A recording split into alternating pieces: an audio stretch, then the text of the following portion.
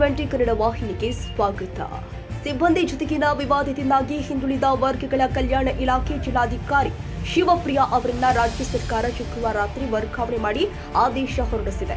ಸುಮಾರು 80ಕ್ಕೂ ಅಧಿಕ ಸಿಬ್ಬಂದಿ ಶಿವಪ್ರಿಯಾ ವಿರುದ್ಧ ಸಹಿ ಸಂಗ್ರಹಿಸಿ ಜಿಲ್ಲಾ ಉಸ್ತುವಾರಿ ಸಚಿವ ಸತೀಶ್ ಜಾರಕಿಹೊಳಿಗೆ ದೂರು ಕೊಟ್ಟಿದ್ರು. ಈ ಹಿನ್ನೆಲೆ ಸರ್ಕಾರ ಅವರನ್ನ ವರ್ಗಾವಣೆ ಮಾಡಿ ಆದೇಶ ಹೊರಡಿಸಿದೆ. ಇಲ್ಲಿ ರಾಮನಗರ ಜಿಲ್ಲೆನ ಒಂದು ವರ್ಷ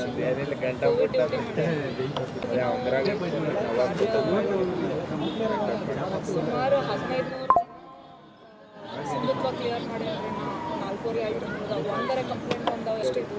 ನಮ್ಮದು 1150 ಜನಕ್ಕೆ ರಿಕ್ರೂಟ್ಮೆಂಟ್ ಐತಿ. Belgaum DDPI officer GPST graduate primary school teachers immediate clear